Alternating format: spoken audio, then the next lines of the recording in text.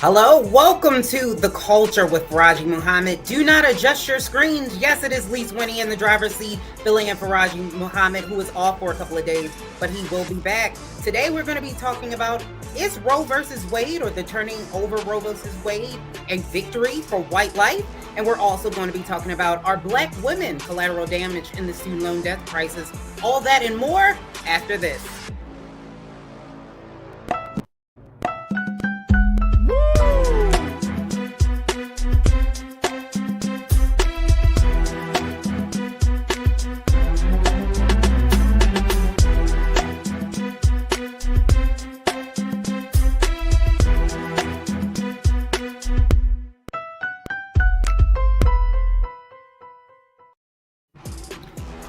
All right. So, as you may have known, that on the 24th of June, Roe versus Wade was repealed by the Supreme Court. And we are hearing different things coming out about how people really feel. Now, Trump went on a rally the other day taking credit for, one, putting three Supreme Court justices on the Supreme Court, therefore leading to the overture of the Roe versus Wade. Now, he did have Representative Mary Miller, who is a representative in Illinois, who said that Roe versus Wade, the repeal of it, is a victory for white life, which is a little jarring for most of us people in the country who aren't white. And it sounded a little bit off coming from an actual sitting representative. And today we're going to talk about that. And I have my friend, Mr. Royce the Voice, Royce Massengale. He is the host of Royce's Rant, who will be with us today, who will be discussing all of these topics and more. I want to bring Royce into this conversation to talk about exactly what's going on with Roe versus Wade. And is this really a victory for white life? How you doing? How you Hey, doing? Royce, how What's are going on, you? friend? How you Welcome doing? to the culture. I'm Uh, doing well. So, thank I you. wanted to talk to you. As you know, that we have had Roe versus Wade to protect us for nearly 50 years. Right. And because of the overture of Roe versus Wade, we're seeing states that as of June 24th, excuse hmm me, it is illegal to get an abortion. Is this a dog whistle for white women and white men trying to control their bodies? Okay, so here we go. All right, so first I do want to address like I guess the media slip up or the accident on purpose or the on purpose on accident, statement that she made about white life. I'm trying my best not to look into that particular thing too deep because I've made mistakes when I'm reading from the paper because that wasn't coming from the head. She constantly was looking down at her script here, and sometimes you might get confused, white with life. But I don't think that's the real issue here. You know what I'm saying? Because when you think about it, when it comes to this Roe v. Wade, and we're talking about these abortions and making them illegal, there's a high percentage of black women that are getting these abortions at a higher percentage, and most of them are not for medical reasons or for any other lower percentage situations. A lot of these reasons that these women are getting these abortions, roughly close to 60%, is really just because, to me, I'm gonna add my opinion into it, irresponsible decisions when it comes to sex. I mean, just keeping it real. You're having sex, you're getting intimate, you know the consequences of sex. There's two things: you can get STDs or you can get pregnant. Anything else could happen. But a lot of people seem to leave out the irresponsible behavior due to pregnancy. And they say, I wasn't ready for it. It was unplanned. So I'm just going to kill the baby. Like, that's not fair to me.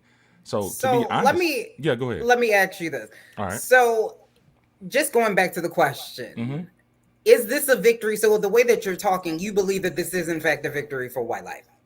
No, I don't think it's a victory for white life. I mean, it's a victory for black life too, because the black lives are killing the babies just as much. So you are definitely pro life, is what you're saying. I'm pro life. But see, at the same time, I'm pro choice too, because God gave us free will before any law of the land. So you have the right to do anything you want to, but you also have to accept the consequences that come with it. If I were to make a law to say, "Oh, we're making this illegal," that would be kind of tough. I don't know if I could do that because it's to me it's placing like a God stature in a way To each his own. But how I feel personally, like I couldn't do it. I couldn't do it. I could not. I'm I'm gonna respect your Yeah. opinion, but as the only woman on the panel, I Mm-hmm. definitely have to make sure that we are being very, very clear about this. Mm-hmm.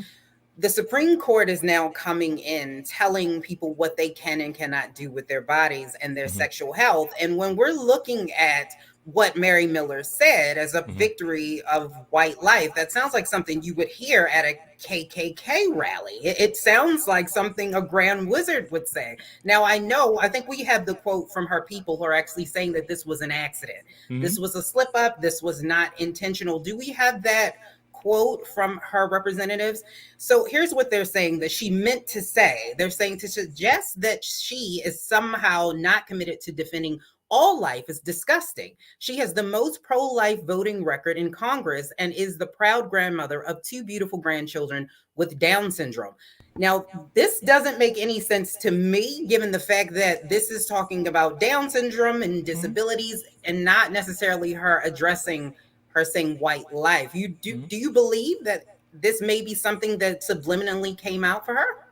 I mean, hey, maybe there was a glitch. Maybe we never really know. Like, let's deal with the obvious here. Like, something that we can really prove. What we can't prove is if she meant that or not. It could easily be narrated as, oh, that's a slip up. I meant to say right instead of white. I've said that before too, reading certain things. We don't know for sure, and I think that's the wrong focus though, because they say this giant leap for white life, right? Okay, we're saving the babies. But let's not forget that we're also saving black babies too. Like, we're leaving that black part out of it. Like, this could be a win for black women. You know what I'm saying? A win for our black children. Because I'm not an advocate for abortion. So of course, if they're passing this particular law and it's reducing the amount of abortions or to just to net it all, that's a win for me, especially for black women, because we need our black women, we need our black children. So I hear that. I I could, I could, definitely hear that. I could care less if she said if this is a victory for white life. Well, it's a victory for black life too, if that's the I, case.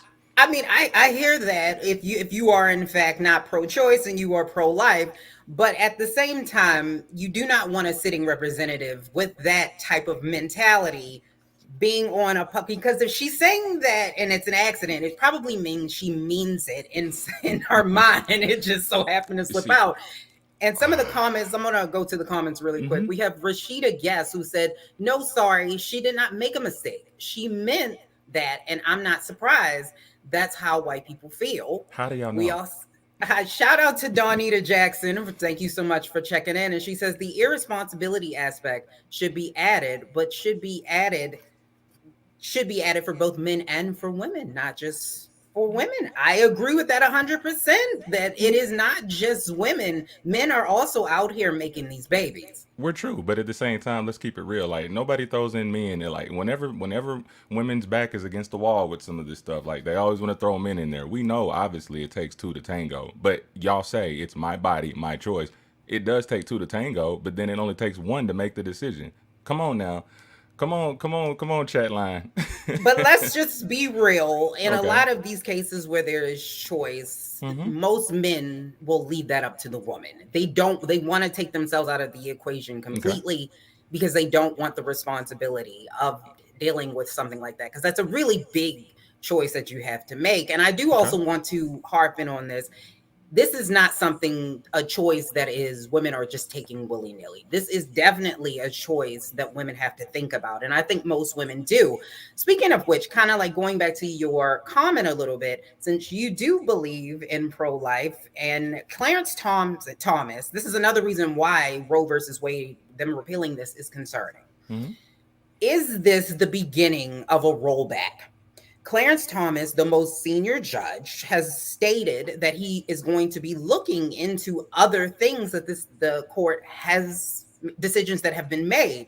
So one of the things, stare decisis, which means stand by, which has been decided. He actually said that it's overrated. So a lot of the precedents that we've seen, he's starting to say that those precedents are wrong, and that's something that Mitch McConnell actually did say. Okay. So now this could be a repeal for gay rights and same-sex marriage, and then we're also looking at contraception and whether or not they again will step in because of Griswold, and will they overturn that?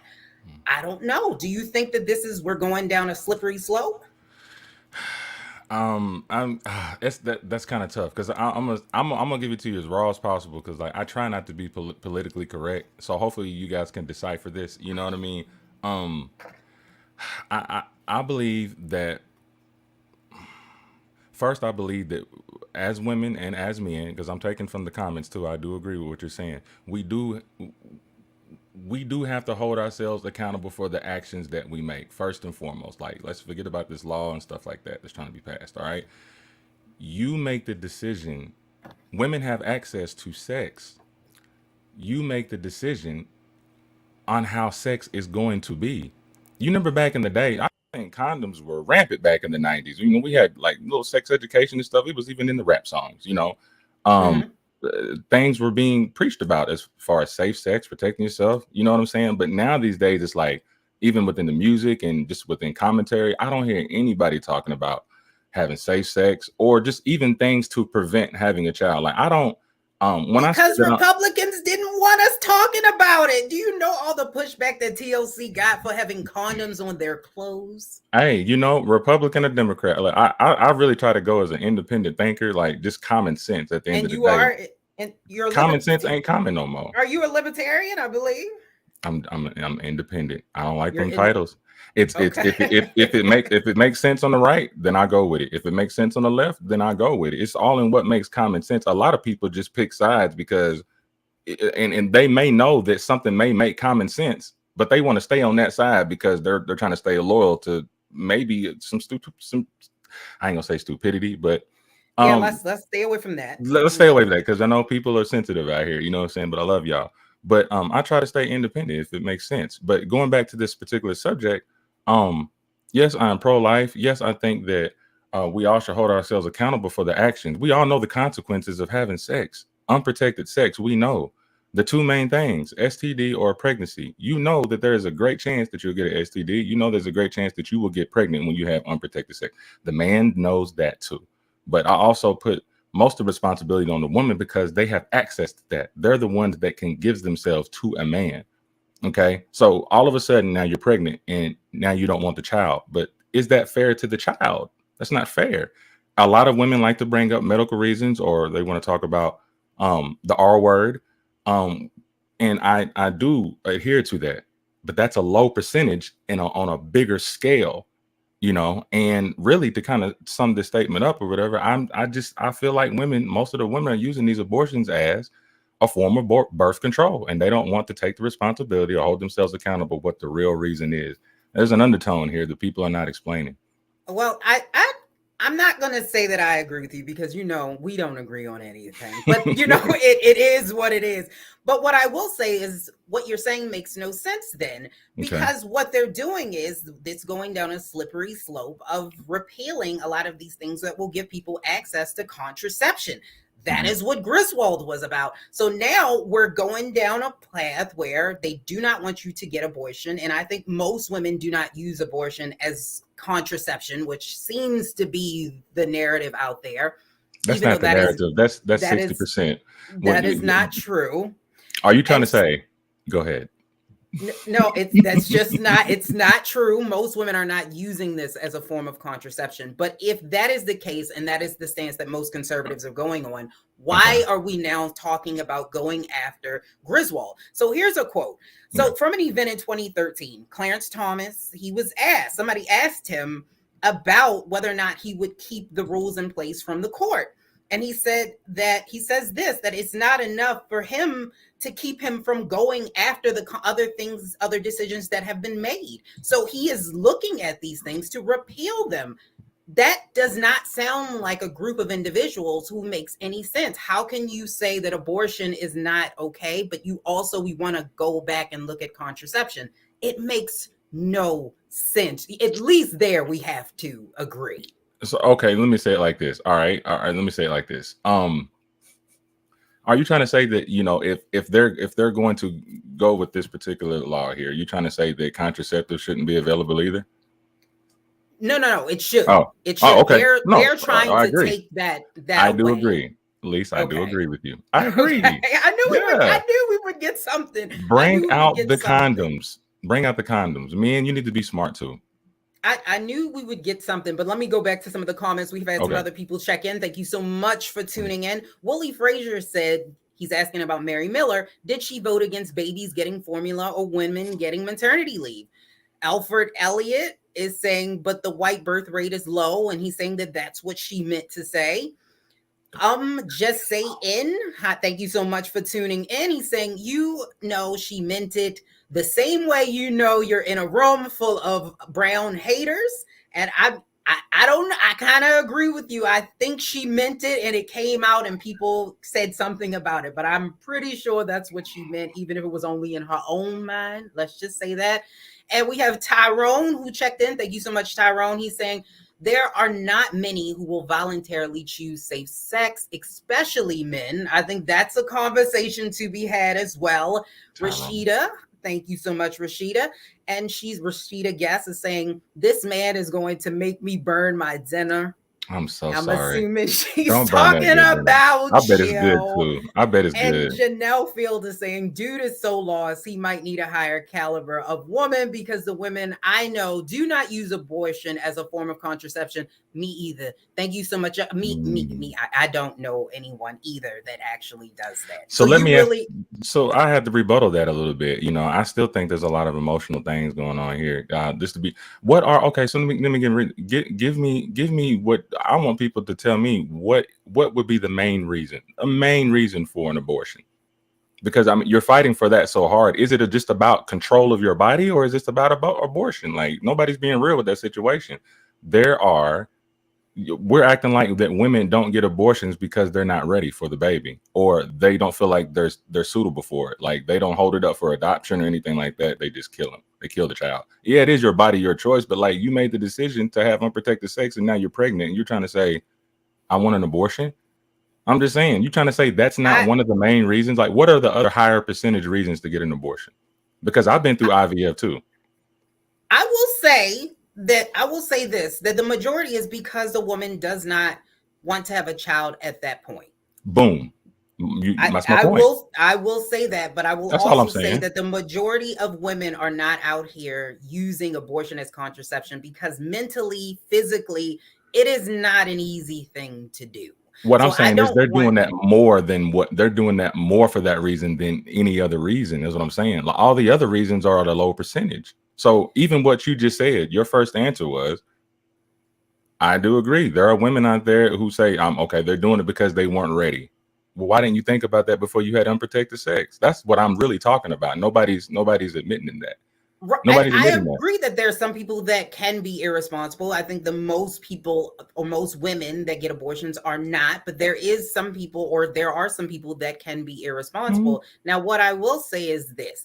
It is up to a woman in order to make that choice, and it should not be the government's choice to tell me whether or not this is Okay, what I can and cannot do with my body. And like I I said, agree. this also goes down to Mhm. this fact as well, that if you start to do this, Mhm. you start to tell people what they can and cannot do. Again, like I Okay. said, when you're looking at these cases that would or potentially could be overturned, Mhm. you have Griswold versus Connecticut, which Mhm. basically gave the Constitution of the United States protected the liberty of married couples to buy contraception. So, in the government at this point, before that time, could restrict that. And there actually was a law on the books that did just that. So I'd I rather think that I'd rather no, women just say y'all don't like using condoms.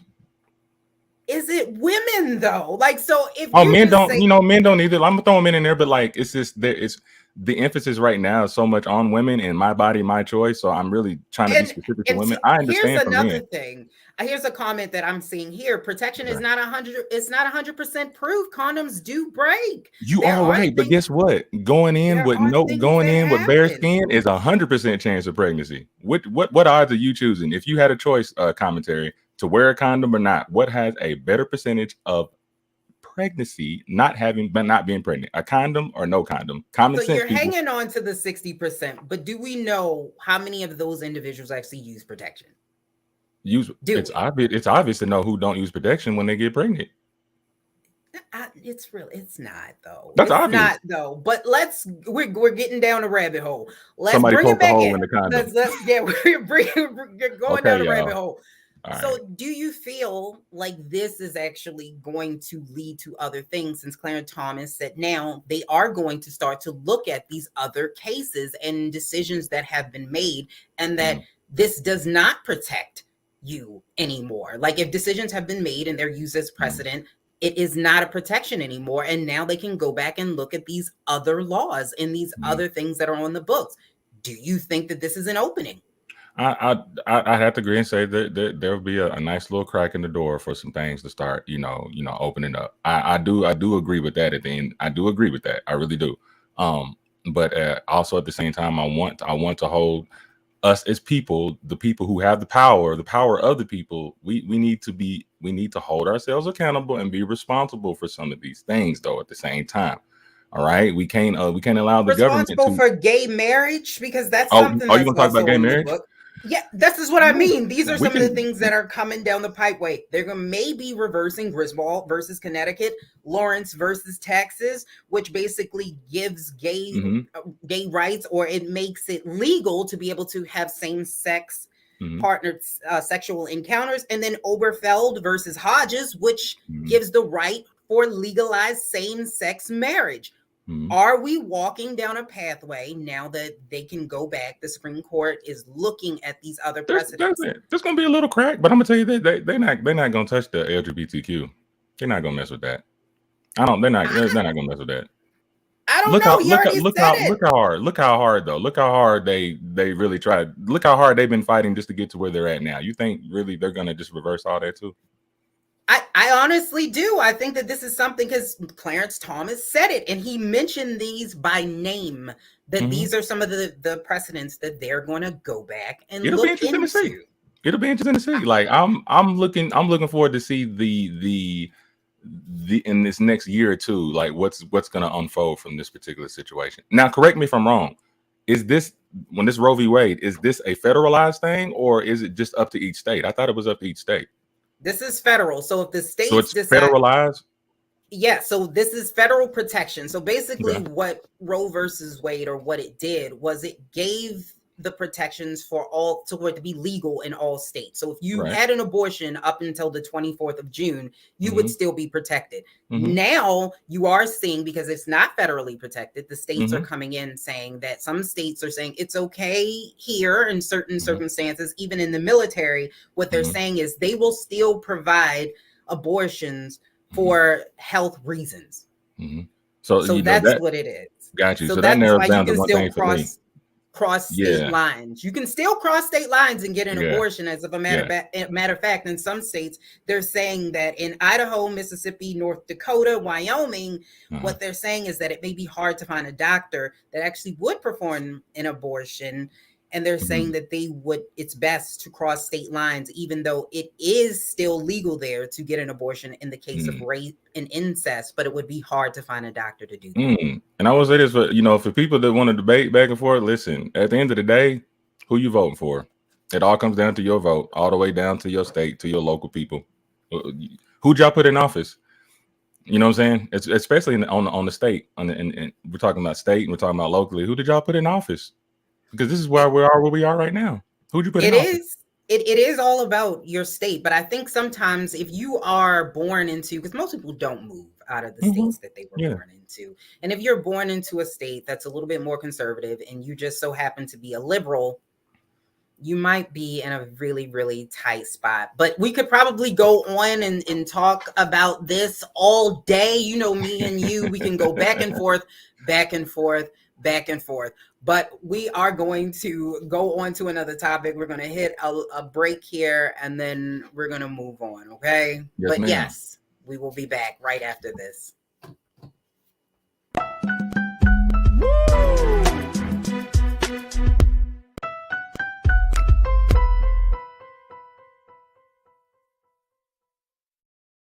Pull up a chair, take your seat.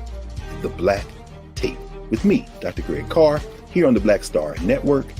Every week, we'll take a deeper dive into the world we're living in Join the conversation only on the Black Star Network.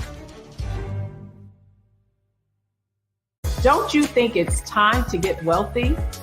I'm Deborah Owens, America's Wealth Coach, and my new show on the Black Star Network focuses on the things your financial advisor or bank isn't telling you. So watch Get Wealthy on the Black Star Network.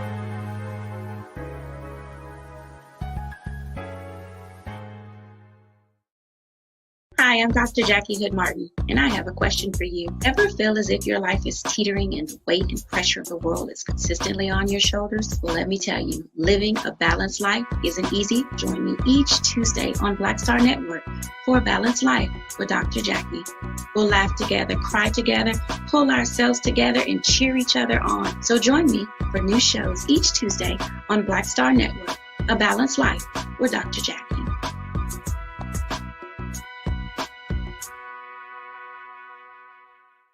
It's time to be smart.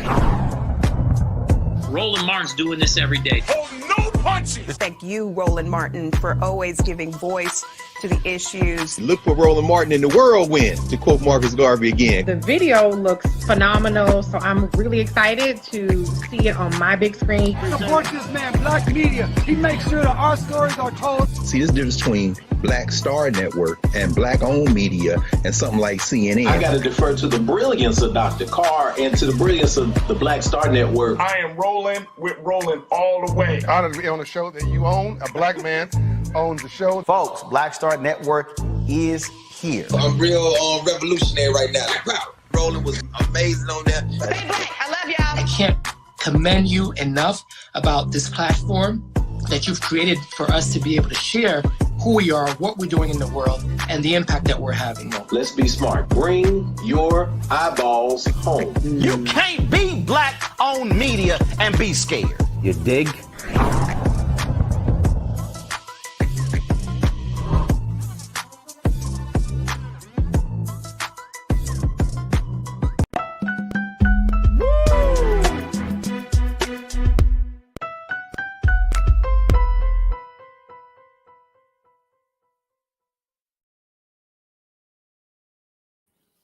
Thank you so much for tuning into The Culture. I am Lise Winnie. I will be filling in for Farajii Muhammad. He's off for a couple of days. So now we're going to get into something that has been going on and circulating, whether or not student loans should actually be forgiven.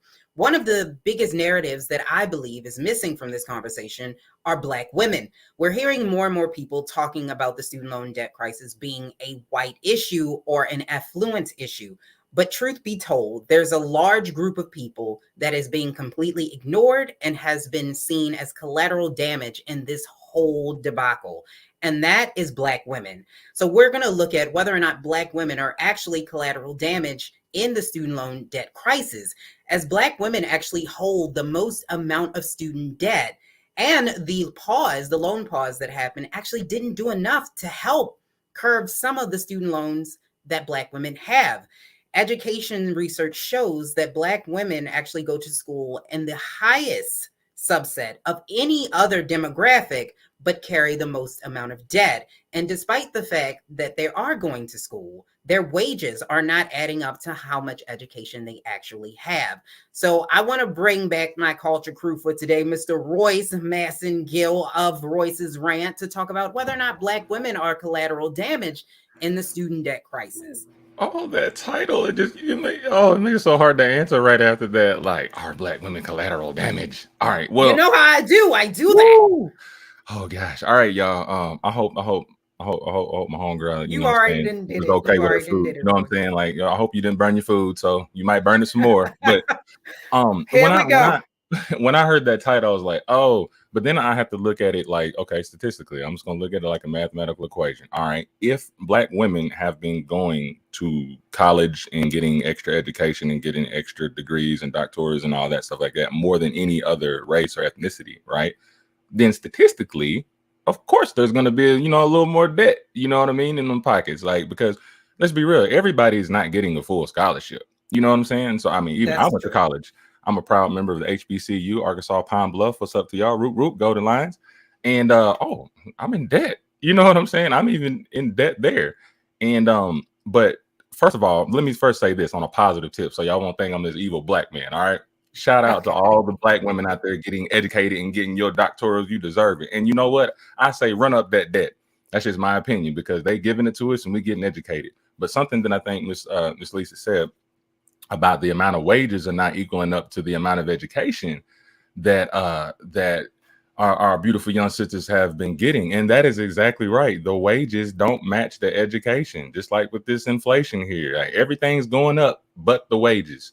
And I think they seriously need to do something about that. Statistically, yes, black women are going to college more than any other ethnicity. So just that title, that word, or it's almost like saying, are they a nuisance? Are they the problem? No, they're not the problem. They're just getting educated. And a lot of us can't pay full scholarship. We can't pay for a full education. So we do have to get loans. I had to get loans.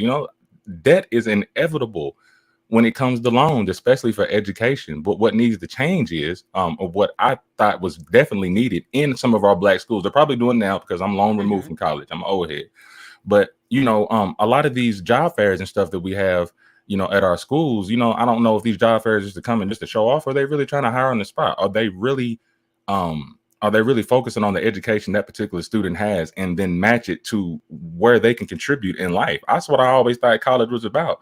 We go into school for 4 years, we do the undergrad thing for a minute, and then we get into our major, you know what I'm saying? And so once we get specific with our major, I think there should be programs set up to recruit these young cats coming out of college. And we know everybody ain't going to make the draft. It's like the NFL, but like it just pushes people to be great. And that's why we got minors, or you can get into business for yourself. It's just, there needs to be something, we need to up these wages or whatnot, because this inflation is not matching anything. But black women continue to go to college, do your thing. And if they give y'all money, you take it and you just make sure you do good with it, get the best education you can. They just need to fix the situation as soon as you exit.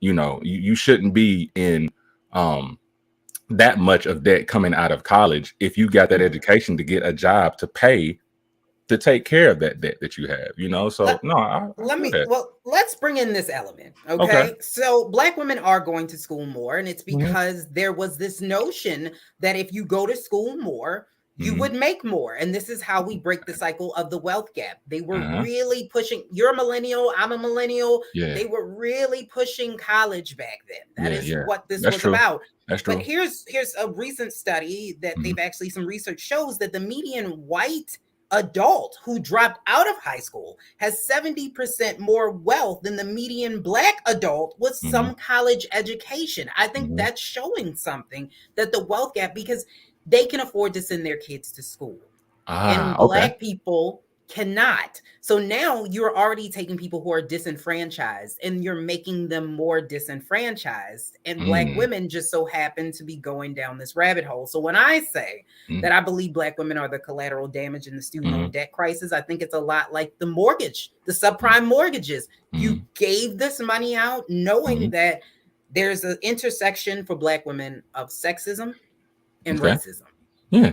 And and since we're gonna stick on black women here, because I'm like, I was gonna bring the men in there to kind of help out, because it's like, hey, you giving this money, what do you expect us to do? Like, it's not realistic to think that we're gonna pay back 40, 50, 60, 70, 80, $100,000 just, you know what I mean? And all the other things they do, garnishing your checks. I done been through all that, y'all. Believe me, like, I ain't who y'all think I am. I done been through the lowest to the highest, from the debt, all that. I went through all those things.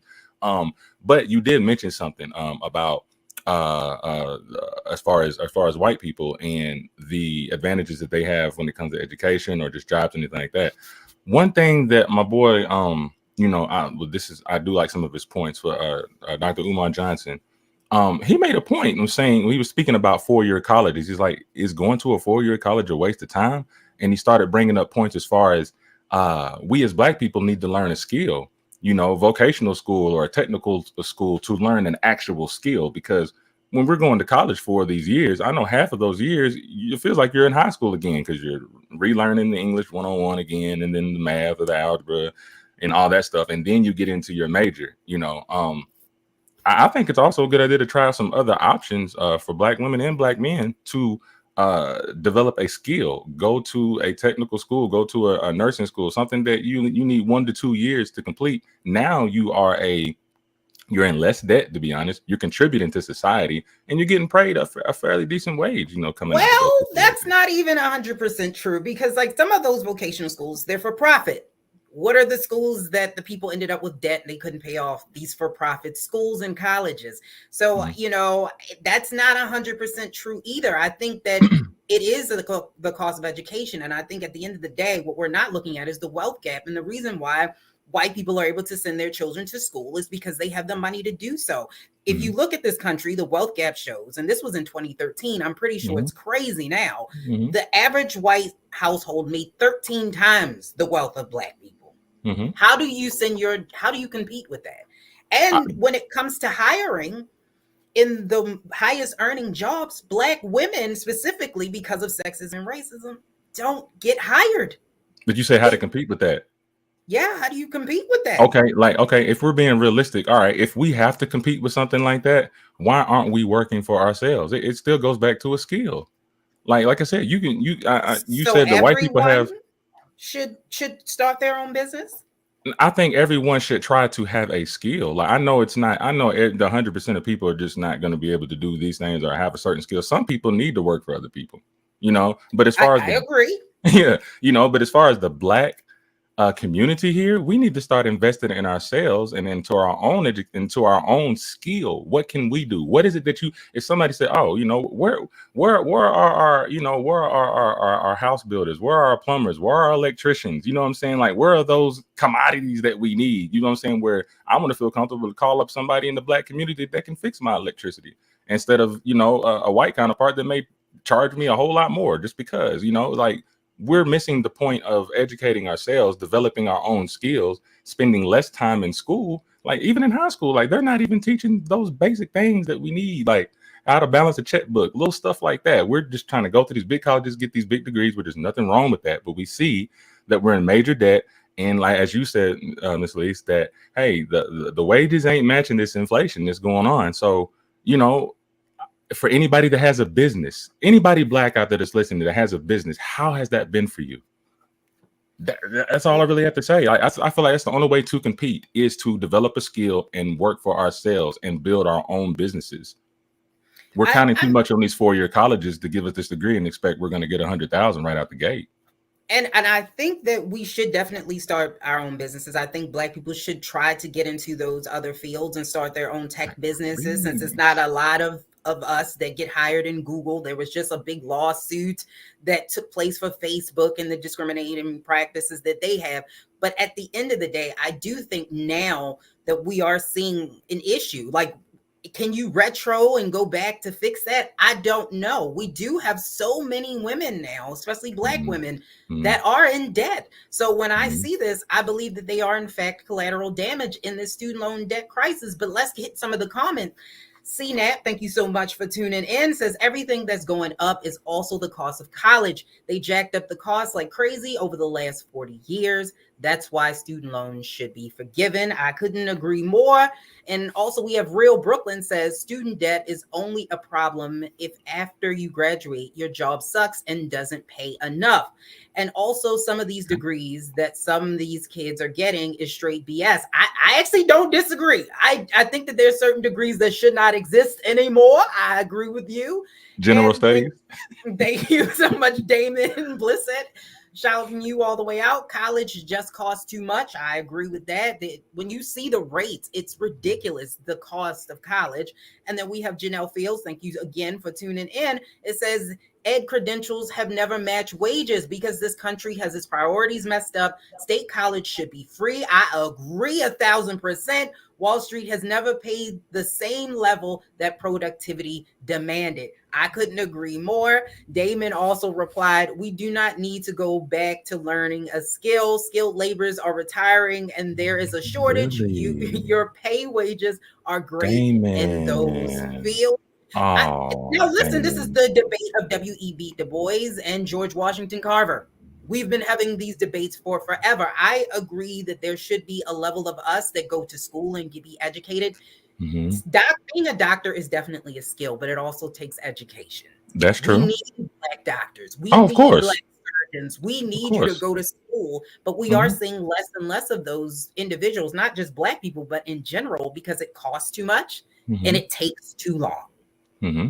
No, Same thing with work. Damon, I agree with you. I agree with you as just adding it to that. You know what I'm saying? Skills are very important. Honestly, real talk, because there's a lot of things that we call other people to do that we could possibly do for ourselves. You know, Yeah.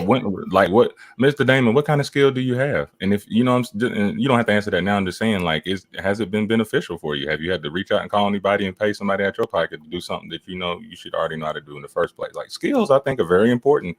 Education is good too, but skill is an education. Like you have to learn the skill. But what I like about those 2-year colleges is they get straight to the point. Like, we're not going back to high school again to get these prerequisites. We're getting straight to the major and we're I getting it agree done. with you. I agree with you that there should be a level of the vocational school that is added into colleges and universities, because there is a large portion of it that is based off of education and just book learning. And there's something that you cannot learn in a book. Like, you definitely Yes. need to be touching it. And it doesn't necessarily mean you need to go out and everybody needs to be a plumber, and there's nothing wrong with these jobs and field. Right. We need them, but Yeah. everybody doesn't have to do that. No, they don't have to do it, but we being picky about. That's the problem, though. Some of us are like, yeah, shoot to the skies on what you want to be in life, but then let's be realistic on what you're capable of doing and educate yourself on that and do that to 100%. If everybody plays their part and what they can do, skill wise, education wise, man, we can put that together like Voltron, and we got a machine. Come on, man. Right, but are you saying that Black women, if they would have gone out and gotten a skill instead of going to college, they would not be in as much debt as they are now? Is that what you're saying? Mathematically saying, yeah. But I'm not dissing them going to school. I'm just saying, if we're looking at numbers and debt, it just makes sense to say, well, if I went to school for half the time, actually concentrating on that particular skill, I wouldn't have to pay much as debt, because that's just math. I mean, like I said, there should be a percentage especially if you go to school and you're not really sure if this school is for you and you felt like you had to go and it's not necessarily something you wanted to do, then yes. But I do agree that a lot of us, a majority of us, education is power. Knowledge is power. And so we need to be able to get that education. And listen, if you're listening to me, government, maybe reparations, maybe free college for Black people. Let's start there. I'm so glad you didn't say money. Good job. No. I honestly do believe that we should get things. I think that's Resources. Another conversation. We're not gonna go down that. We're not going down that path today, Royce. You're not taking me there today, Royce. Not today. But maybe another day. Not today. But I do agree that maybe that's where we should start. There's so many things that they could do with reparations. I think education, free education, when you look at this, 59%, not just Black people, but 59% of Americans believe that the pay gap is a direct result of bias in this country. So when you have 59% of Americans don't agree on anything. So the fact that you have 59% of Americans that believe that, it's telling you something. And we cannot close the gap without knowledge, education, and all of our skilled laborers as well. We need everyone in order to do that. But unfortunately, in this situation, Black women are the ones that have taken the brunt. We listened to what we were supposed to do and what would help get our communities out of where it is and where it would help us. And it ended up backfiring, and which is unfortunate because that's typically what happens. But I want to hit some of these comments before we move on. We have Mike V, who says we don't control an industry and thus we can't hire our own people to provide a living wage necessary to pay off the debt they accrued, which I agree. Tyrone again says those are the people who work for themselves and hire people like themselves. That's where us as brothers and sisters are lacking in supporting each other. Elder Fidos Brown says, I hear what you are saying, but if everyone has their own business, who would do the work at the business, Royce? I wasn't saying everybody should have their own. I know look, if everybody had their own business, ain't nobody work. Like, y'all have to remember what I said. I said, some people need to work for other people.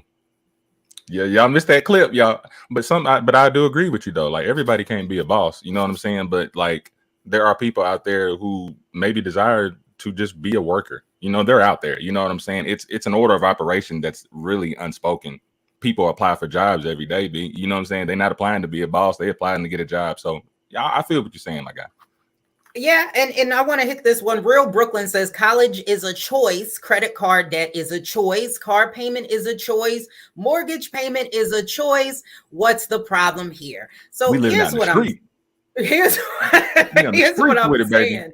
Yes, everything is a choice, but at the end of the day, you need an educated workforce. You need an educated nation in order to thrive. Without it, we would be so far behind. So you're asking people in order to get these education, in order to make sure that this nation continues to stay great. In order to do that, they need to go to school. You're asking people to acquire this debt that's coming from the federal government with interest, and you're giving some of these loans out to 17-year-olds. You're making these choices at 17. Yep. And you're carrying this debt for your entire life. So that's what I'm saying. Yes, 17. The decision. What good decision did you make at 17? Shoot, when they gave me a $75 credit card, or when they put a little money on, I thought I was rich. I'm like, you gave this to me? $75? Oh, we balling out, Red Lobster. You know what I mean? Y'all shouldn't have gave us money. Right, but that also brings in a point that at that point, a lot of African Americans have never seen that much money. Most banking, and this is another thing that I think we need to look at. Most banking institutions will not give Black people a business loan for that amount. They will not give Black people a housing loan for that amount, but you will give them that amount of money to go to school at the age of 17 and 18 years old without any understanding of what they will be making 20 years, 10 years from now. If that doesn't sound like an issue, I don't know what is. I don't know either. I'm about these people to go to school. I'm about to change my ethnicity to white. Maybe that'll work because everything else is wearing. Everybody else can change in anything. I'm about to be white. Roy, stop. You know what? And I don't think that would go too well for you. But I mean, try it. Try it. Call me. Just a little. I'm gonna stay where. Okay. I'm gonna stay where I'm at, but I was like, try it, call me, and tell me how that turns out for you. But Real Brooklyn responded. He said, "Why should anyone bail out someone who took on a responsibility that you promised to pay back?" And here's the thing: I agree with you, and I do not think that the American people in public, because only 13% of people actually go to college. I do not think the majority or the vast majority of people should pay for Black women or whomever went to college. But I do think that they should make it easier. If a woman gets into problems, they should be able to go and file bankruptcy. There's a repercussion for doing that, but it is almost impossible. It is damn near impossible to file bankruptcy on student loans. Yeah, and Real Brooklyn, when you said about anyone bail, I mean, think about it, man. During that recession back in the early 2000s and mid 2000s, like you remember when AIG got all them billions of dollars, all these other insurance companies and stuff, they got they got bailed out. So why can't we're trying to get an education, trying to contribute to the American economy, and you're trying to say you can't give us just one little, hey man, clear a little something out for us. We're trying to help out. We are America. We're the one that's making the money for America to keep America running. You trying to say that we don't need to be bailed out? Give us some breathing room. We're giving billions to Ukraine, but you can't let us off the rope for educating ourselves to make a better America. Stop it. Brooklyn's True, and Mike Green said that. He said if they can send Ukraine $5 billion, they can give student debt relief. And what of all the people that went through years of hell to pay that debt? So I honestly think that if you have someone who went through years and years in order to pay back the student loan debt, I think that there should be a tax credit or something that the federal government should do. But really what I'm saying more so than anything is that they should give you options to get around, like not necessarily around the loan, but things like bankruptcy, things like student loan forgiveness for those low-level degree or not lower paying workforces. So like social work, you have to go to school to be a social worker. You have to get a master's degree. And some of them don't make a whole lot of money.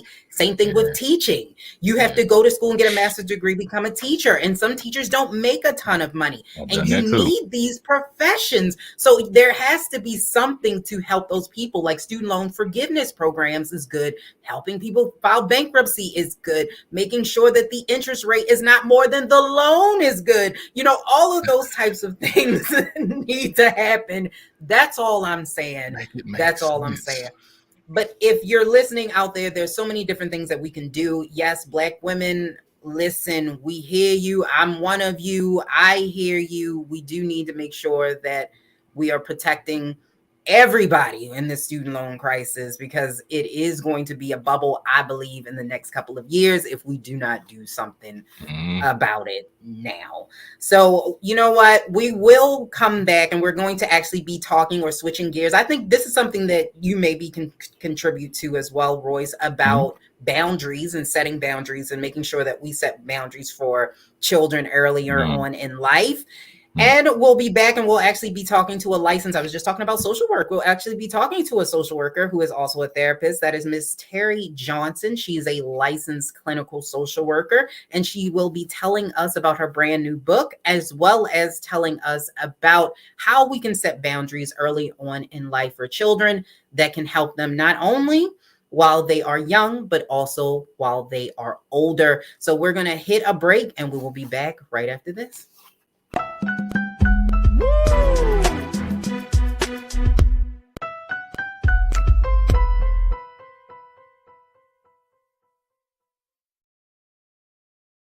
iPhone 13 on us for every customer. Current, new, everyone. To show the love. Don't you think it's time to get wealthy?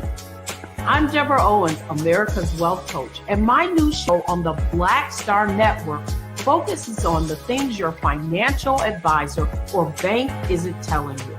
So watch Get Wealthy on the Black Star Network.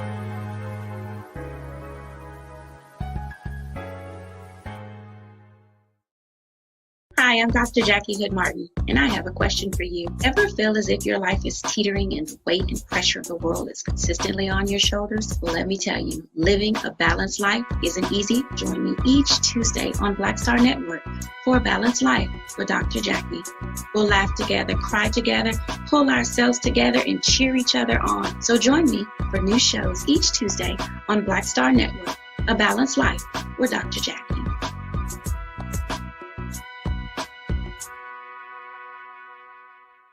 Pull up a chair, take your seat. The Black Tape with me, Dr. Greg Carr, here on the Black Star Network. Every week, we'll take a deeper dive into the world we're living in. Join the conversation only on the Black Star Network. How about sushi? I just had sushi for lunch yesterday. How about tacos? Automatic emergency braking, one of 6 advanced safety features standard on every 2022 Chevy Equinox. Find new technology. Find new roads. Chevrolet.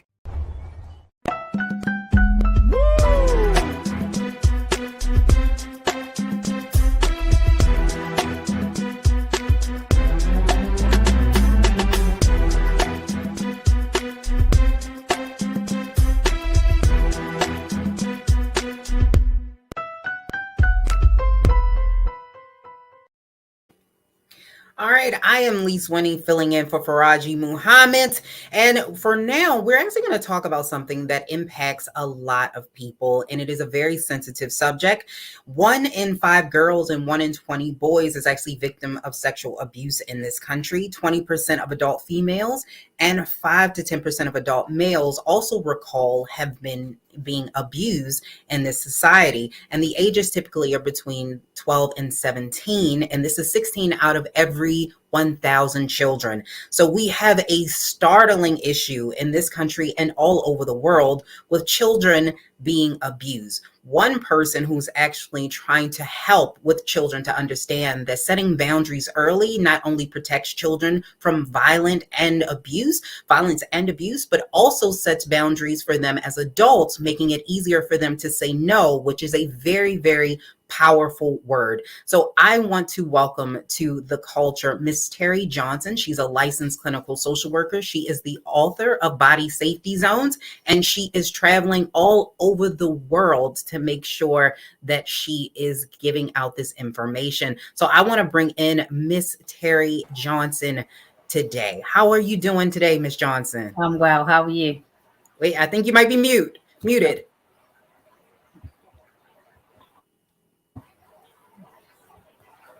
No? All right. I think we're having some some technical issues. Say hello. Hello. We'll try to figure out exactly what's going on.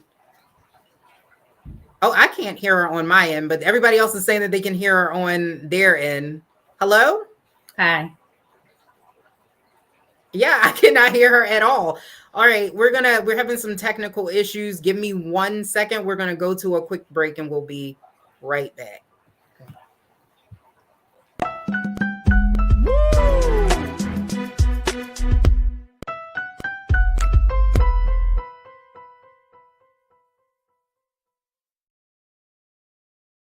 Don't you think it's time to get wealthy? I'm Deborah Owens, America's Wealth Coach, and my new show on the Black Star Network focuses on the things your financial advisor or bank isn't telling you. So watch Get Wealthy on the Black Star Network.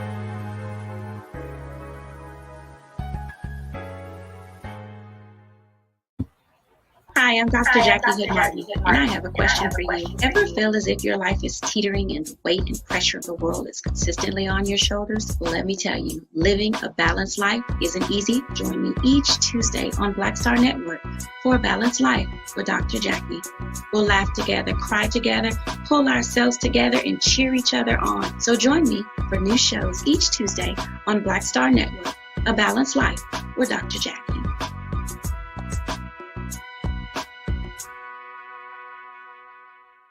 Pull up a chair, take your seat. The Black Tape with me, Dr. Greg Carr, here on the Black Star Network. Every week, we'll take a deeper dive into the world we're living in. Join the conversation only on the Black Star Network.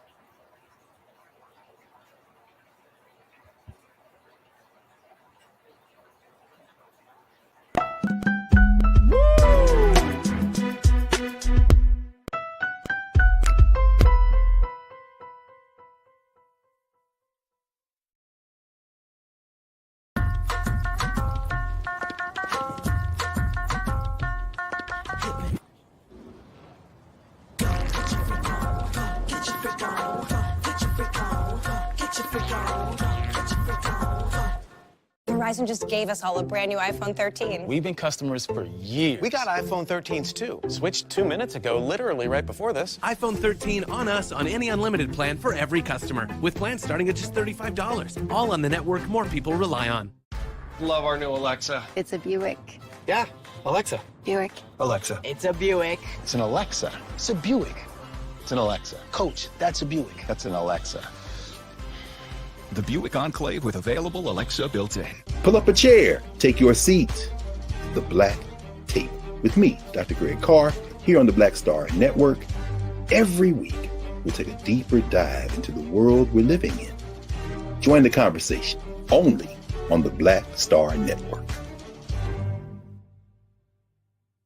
I'm Deborah Owens, America's Wealth Coach, and my new show, Get Wealthy, focuses on the things that your financial advisor and bank isn't telling you, but you absolutely need to know. So watch Get Wealthy on the Black Star Network.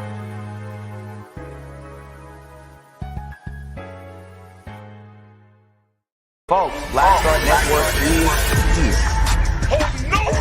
I'm real revolutionary right now. Support this man, Black Media. He makes sure that our stories are told. Thank you for being the voice of Black America, Roland. I love y'all. All momentum we have now, we have to keep this going. The video looks phenomenal. See, this difference between Black Star Network and Black-owned media and something like CNN. You can't be Black-owned media and be scared. It's time to be smart. Bring your eyeballs home. You dig?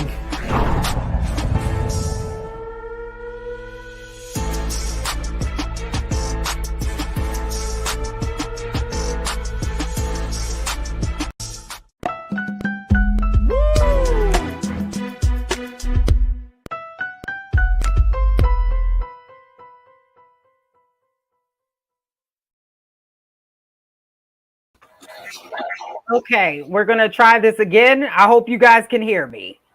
Are we good? Yes. All right. So we're going to try this one more time. You know, I love live. I love live everything. Thank you so much, Miss Terry Johnson. How are you doing today? I'm well. Okay, I'm so glad that you're here. Yes, so this is a very serious issue for those of you who are just tuning in. We are going to be talking about setting boundaries for children earlier in life and how this can help not only protect them as children, but also help them as they age. So, Terry is a licensed clinical social worker. She's also the author of a book called Body Safety Zones, and she's been traveling all over the country giving out great information. So, tell us a little bit about what are body safety zones. So body safety zones are areas on the body that only the child can give permission to touch, and that's or not to touch, I should say. It goes beyond the bathing suit. You know, there are, for years now, there's been something where people say, well, people cannot touch you where your bathing suit covers. But there's another part of your body that actually people use to abuse children of their own, or they have the child to use on them. So that's, basically you have to buy the book to find out all of the different details. But what I'm teaching them is that their body belongs to them. It's their body. They're able to actually determine who touches them and if they want to be touched, period. And that goes to what we're going to talk about today in terms of boundaries, them setting those boundaries, and parents and other caretakers of children respecting those boundaries and not seeing it as, well, you're a child and you don't tell me that I can't hug you or that I can't kiss you. They should have every right to do that, because what happens is that not every adult is safe. Not every older sibling is safe. So unfortunately, it's something that's necessary to teach our babies. And I believe in teaching them. When you start naming the different body parts, that's when you start teaching them about their body safety zones, and you give them the proper name for those body parts. Okay. I certainly understand that, because it's easier to be able to, for a child to explain if something is going wrong, if they can actually identify the body parts by what they are. Right. Now, I also want to ask you, what should we know as parents to prepare our children, and where should we start? Like, is there too soon? Is there too, like, an age where it's like that's too soon to start talking about this? So I think I have respect for people's comfortability. That's the first place where you start. You have to be comfortable with it. A lot of parents or caretakers that I deal with, they have a history of abuse themselves. So it's very difficult. And that's one of the reasons why my book is a tool to kind of start that conversation with my own children and with the children that I cared for coming along.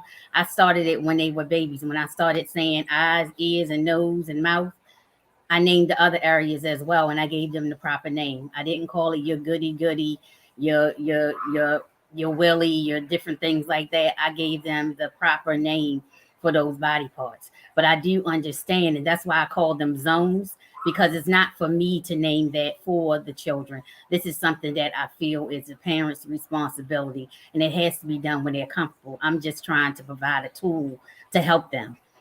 Okay, I certainly understand that. And body autonomy is important. But one of the things that happens in families, and I think that sometimes we as parents unknowingly teach children that it's okay for people to touch you. Because if grandma comes, it's like, oh, go give your grandma a kiss, give uncle so and so a hug. Right. You actually say that that's not something we should be doing as parents. Is that right? Right. The reason why is because it's nothing that you're doing. I try to not tell parents what they should and should not do, because people get very defensive, and that's not what you're not going to hear someone if you're defensive. What I suggest is you not do that, because what that does is that kind of opens up that certain people, it's okay for them to touch you if they want to, even when you don't. Oh, you see, and so that's exactly why it's suggested not to do that.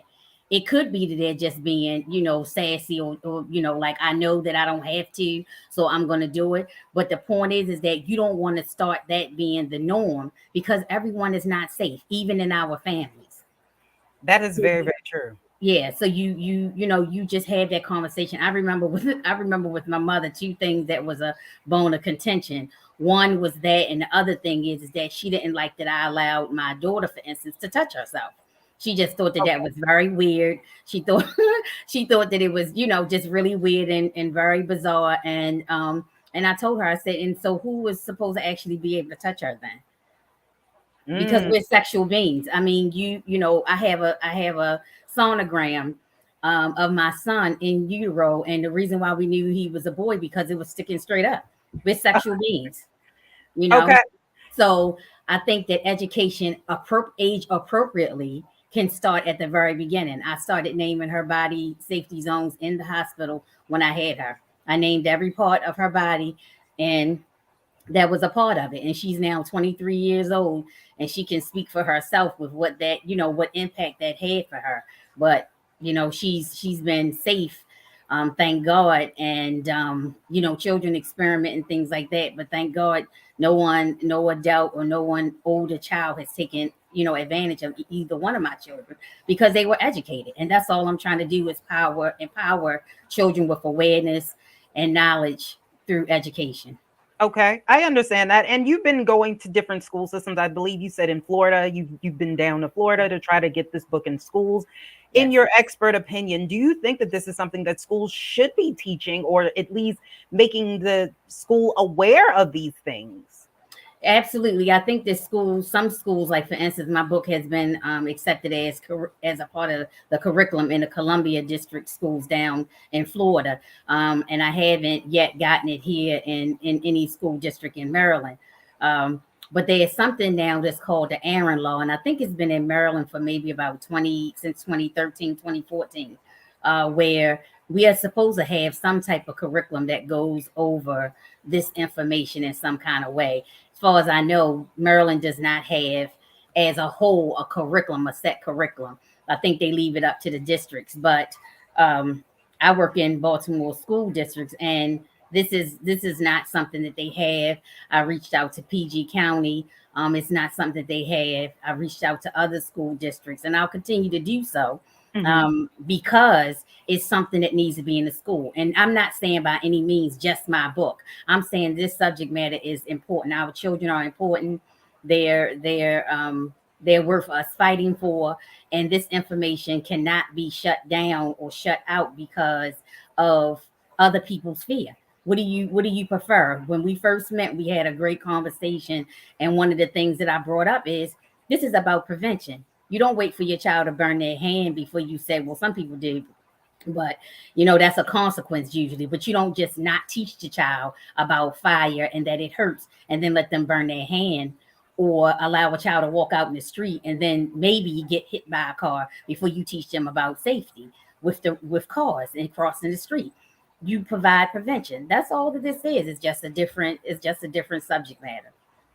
Yeah, I certainly understand that. And I agree with you. I think that we do as parents, sometimes we can't, because maybe we've also been abused, or we don't understand how to approach this with our children. So we shy away from it. Yeah. But how important is teaching our children the word no? How important is that word? Oh my goodness. That is the most powerful for a child. And these days, everything that they have exposure to and not have the experience or knowledge to understand, no is an extremely powerful word. I don't think so. And when they say no, say it with some in their voice. You know what I mean? Get it, bring it down from your toes. That's one of the things that I teach my babies that I teach in the class. I tell them that they have to have a stern face.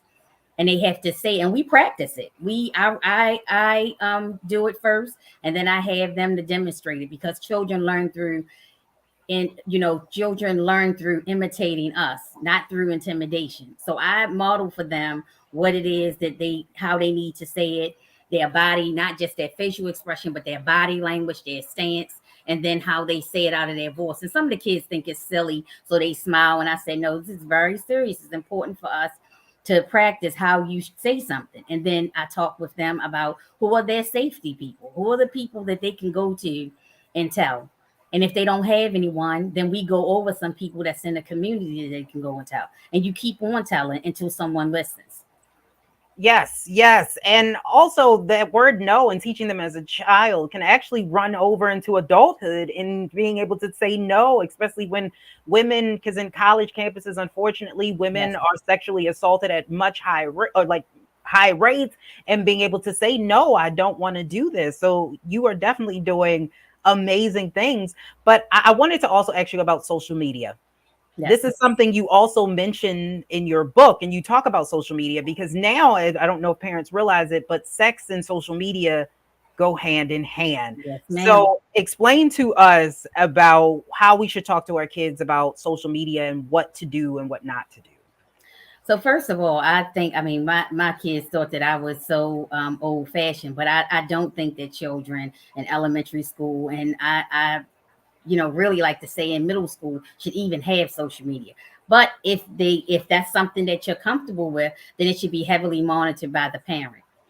Heavily monitored by the parent. And it should have, you should have any type of, I'm having a brain fart here, any type of like parental, restrictions and things like that on it, and that you have access to it. If all of a sudden you can't get into their account, then you have to shut it down, because that's something that you need to know what they're looking at and how they're looking at it. And I mean, they're slick, you know what I mean? They go and create other accounts and all of that. But parents that are present and parents that are involved, you always wind up finding out. Know who your children are conversing with on social media. If you have access to that account, that means you can go in, and when people are sliding into DMs, you can slide right on back into theirs. What are you talking? What are you talking to my child about?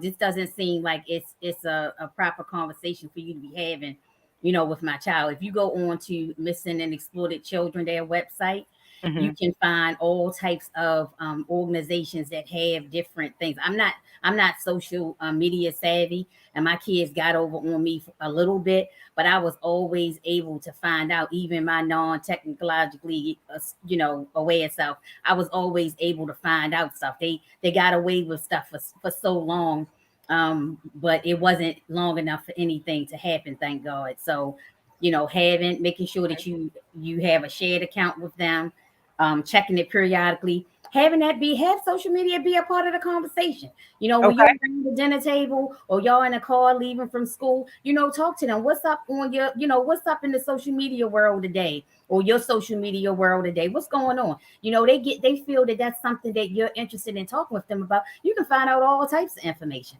because they'll just mindlessly talk to you about it, and you'll be able to pick up some things like, oh, okay, and find out about their friends and what some of their friends may be doing as well.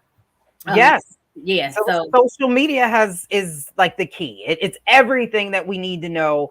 And now that the internet has become a part of everything that we do, we all are on there and sharing so much information. So it's absolutely key for parents to know what their children are doing. But also, how can people get your book? Like, if people are interested and they want to be able to, better explain this to their children, how can they get your book and where can they contact you?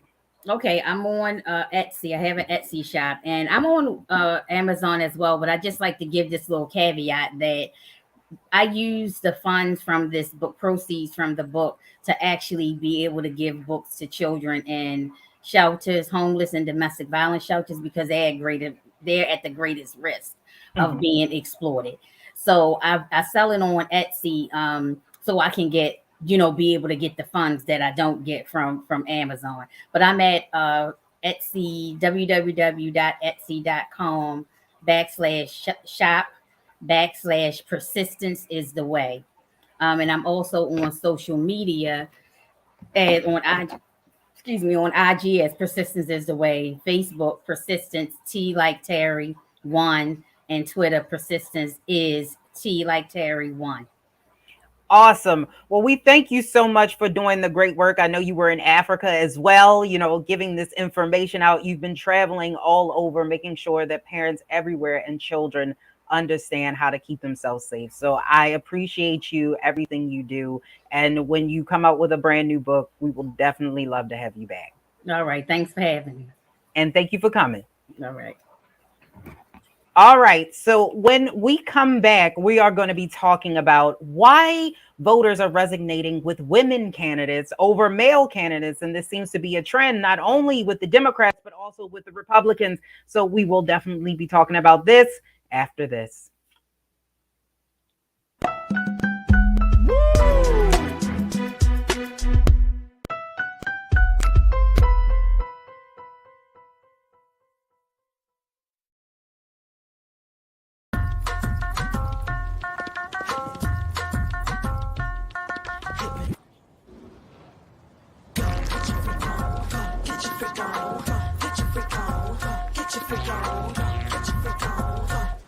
Verizon just gave us all a brand new iPhone 13. We've been customers for years. We got iPhone 13s too. Switched 2 minutes ago, literally right before this. iPhone 13 on us on any unlimited plan for every customer, with plans starting at just $35. All on the network more people rely on. Love our new Alexa. It's a Buick. Yeah, Alexa. Buick. Alexa. It's a Buick. It's an Alexa. It's a Buick. It's an Alexa. Coach, that's a Buick. That's an Alexa. The Buick Enclave with available Alexa built in. Pull up a chair, take your seat. The Black Tape with me, Dr. Greg Carr, here on the Black Star Network. Every week, we'll take a deeper dive into the world we're living in. Join the conversation only on the Black Star Network. I'm Deborah Owens, America's Wealth Coach, and my new show, Get Wealthy, focuses on the things that your financial advisor and bank isn't telling you, but you absolutely need to know. So watch Get Wealthy on the Black Star Network.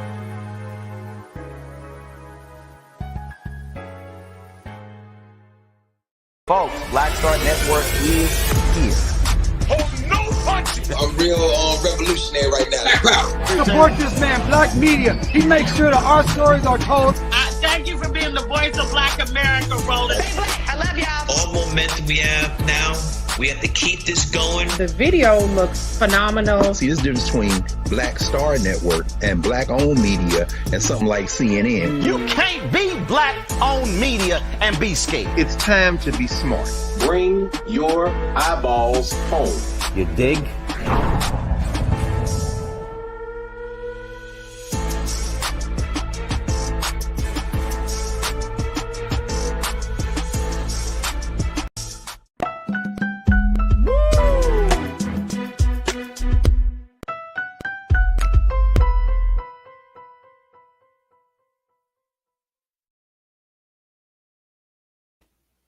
All right, welcome to The Culture with Farajii Muhammad. I am Lise Winnie, filling in for Farajii. Now, we're going to talk a little bit about why voters are resonating with women. But before we do that, I actually am also going to talk about the economy. So right now, the economy with high inflation, we're seeing 40 years highs, and people are concerned about whether or not they're going to be able to put food in their tables and gas in their car. We are looking at more and more polls that are showing that inflation and the economy is the number one issue that all Americans, Democrat and Republican, Black and white, are talking about these days. I'm going to bring back my culture crew member, Mr. Royce from Royce's Rant podcast, to discuss whether or not we are in trouble or the Democrats are in trouble when it comes to the economy. Oh, man. Go ahead. Do you think that the Democrats are in trouble when it comes to the economy, given the fact that we're seeing inflation, gas prices are high, and that this is really their number one issue that they need to combat? I think historically Democrats have been an economic problem. That's just being real. A lot of times when they're the majority, they're in the office, they're always wanting money. We need more money for this. We need more money for that. But we never know where any of that money goes. There's always some type of debt situation when we're involved with, mainly Democrats. It always seems to be a problem. So I would say, yes, I believe this is a Democratic issue. I noticed somebody mentioned in the comments, we were talking about sending money over there to Ukraine and those wars and stuff like that. Biden is continuously asking, we need more money for this, more money for that. I'm gonna, if I had to place a blame, it's about the only time I would really just be like, it's the Democrats' fault. I believe it is the Democrats' fault. They spend more money than any party historically. Well, that's not actually true. Trump actually spent more money than any United States president, so we can't necessarily say that that's But true. when you say spend, when you say spend, what do you mean? Spend on what? Spend on. He spent a lot of money on the border wall, which was absolutely unnecessary. The first stimulus checks came from Trump. So when you're talking about a lot of this spending, a lot of it was also spent in defense and stuff is spent from Trump.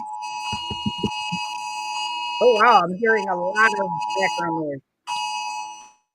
There we go. I was like, I'm hearing a lot of background noise.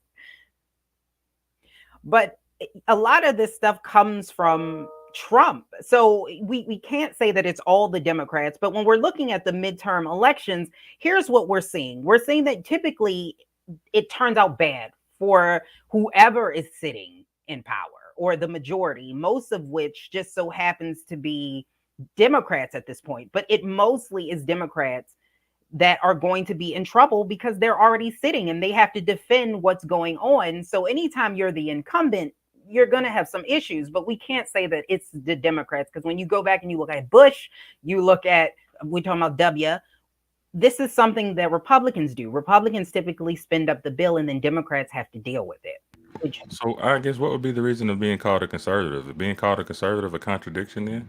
Are we trying to say that being a conservative means spending more money than what the Democrats do? Is that, I mean, basically, if you're saying conservatives have been spending more money, that's kind of a contradiction of their title, right? Yeah. I think that conservative means more so, I think it's more religious. When they're talking about conservative, I think they're talking about religion. So I am conservative in this value as opposed to conservative in money, because they do typically spend more. Well, I take when I hear the word conservative, like, I mean, I know some people may see it as something just religious, but like when I see conservative, like that word, I'm looking at, hey, in general, it should mean that you're a little cautious about how much time you spend or money on something. Like, is this really beneficial? Like the money, you know how our mamas and daddies used to be when we were young, we wanted something to eat and they'll be like, I want McDonald's, and mama be like, no, we got McDonald's at the house. Right. You know what I'm saying? That's being conservative. You know what I mean? But it's a tough question. I mean, because we can go back and forth on who spent more money. I just know that right now you can also say, all right, Democrats are in office, or they're taking up for what had been done prior to that. So it would make sense for them to ask for more money to take care of this particular situation. Well, you had a pandemic, though. Like, so you had a national crisis that took global, not even just national, global crisis that took place. Mm-hmm. So the Democrats did have to do something in order to make sure that the party, or the country rather, is still afloat. Yeah, that's give a little shots. The stimulus came in. Now, I know that there are some economists that are saying that second wave of stimulus under Biden actually caused an overabundance of money, therefore driving up demand. Whether or not you believe that, the truth is in that right now people are feeling it. The economy hurts. It's hurting a lot of people. A Gallup poll shows that 42% of Americans said the economy right now is in poor condition, and 76% of Americans believe that it's getting worse. Do you think that Americans will kind of change their tone, or what do you think would change their tone right now? You know, I was actually going to answer the question with a question to you at the same time, but let me ask this. Before I answer that question, I was going to ask you this. Do you think Democrats, or whom we have in the office, the majority, do you feel that they are the cause of these gas prices? I think that it's a combination of the pandemic, Ukraine. Mm-hmm. That's what I believe. That's me. Does that have anything to do with Republicans? Not necessarily. Now, there were things that Trump could have done back in 2017 with Ukraine, and he decided not to do it. But this is something that is inevitable. The pandemic, no one could have predicted the pandemic. Now, we could have done something sooner had we had an administration that was a little bit more vigilant and actually took it seriously, therefore probably not putting us in a bigger hole. Okay. Okay. I mean, see, that's what I'm saying. I'm trying to stay on the subject because I can veer from that. I say, ooh, that extra money, but I'll say it I'll say it like this. It's kind as much as I want to play the blame game, like it's kind of hard. It's kind of hard to see, who to blame in situations like this. All right now we're seeing here is the outcome of these situations, and there's not really there's not a lot of things being answered. Like, okay, while we have a Democratic president in office and his cabinet, a question would be, because I see a lot of people supporting this, why are we sending all that money to Ukraine? What would be the reason? What's the reason behind all of that? How is that aiding them in something that I feel that Ukraine can't win? Yeah, and I hear that a lot of people are concerned that this is a winless war. It wouldn't be the first time the United States has gone into a winless war. We've seen that with all Afghanistan and other things where they get into wars and there's not really any out for it. Technically, we don't have any boots on the ground. So let's correct that. We are not at war. We are just supplying or aiding a country that America does have benefit from. And if we're taking on that State of the Union that he had a few months we ago, do have benefit from it. Did he not say that Ukraine had I want to say donate? They was about over 100 million, if I'm correct. Isn't there some land that they're building over there in the middle of America that they're trying to do this technological thing? But Ukraine had donated or offered. I don't know how to say it. I cannot verify this, so you have to go back. It's on the State of the Union. He literally said that they were clapping for it. He looked over to the Ukrainian government, the ambassador, and they had okayed $100 billion sent to the U.S. I need everybody to look that up, so I won't even explain why they did it. Y'all do that research. But my thing, if we're talking about right now, we're saying, are the Democrats in trouble? You know what I'm saying? Are they want to blame it at this moment? Yeah, there's a lot of money that they're spending and they're sending to other areas when they're not really focused on some of the problems here in America. I mean, let's not talk about like the homeless situation now. And I keep saying, my man, Real Brooklyn make some valid points. You know what I'm saying? I can tell you kind of conservative on the way. I feel you on a lot of that stuff. You know what I mean? But like, we are wasting money on other countries that don't give a D about us at all. We're the laughing stock of the world, especially these last 3 years, as you looked on everything that's going on. And so we know the issues here in America. That inflation, we know these, oh gosh, let's not talk about these houses and real estates and the inflation with that, these gas prices and stuff. Like, we're constantly spending more money, our money, our taxes, whatever they're getting from us, and they're sending it over there, overseas. Now, I will say this. So what we can't do is say that the inflation is solely on Ukraine. This is no. I'm not saying the inflation is on Ukraine. I'm saying while we're in this inflation, while we're in this problem that we have in America, we're sending the money that we need over to them.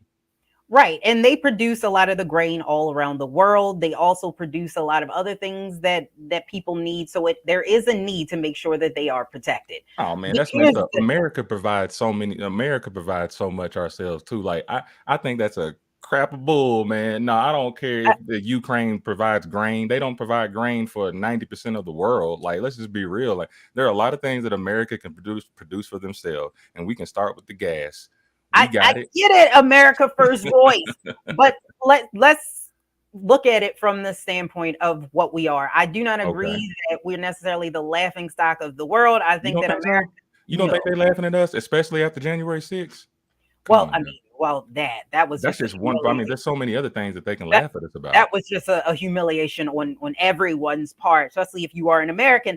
But I will say this, that when it comes to the economy, like bringing it back home to the economy, inflation is a lot of things. And inflation also has to deal with companies raising their prices because they can. So when we're seeing like the gasoline industry making record prices, like it's not like they're losing money, they're just raising the prices because they can. And we're looking at the top problems according to a Pew Research poll for Americans. Inflation is number one, healthcare is number two, violent crime is number three, and gun violence is number four. I will agree with you on this, that I think Democrats are in trouble because they're not necessarily talking to the points that Americans want to hear. I think that more people want to hear from the Democrats that, hey, we know that this is bad. things are not going well right now, but here's what we're going to do. Now, I will say on the other side, Republicans aren't offering anything. It's just like, oh, we're not the Democrats. Look at them. They actually don't have any substantive solution for inflation. So when you're looking at that with Democrats, how, and I know you're not one, but if you were to advise, what would you say to them in order to make sure that they are able to speak to the American public who is feeling the gas, they're feeling food prices, and they're feeling housing? All right. I would say this first. Like I said, I'm not gonna be politically correct, y'all. You feel what I'm saying?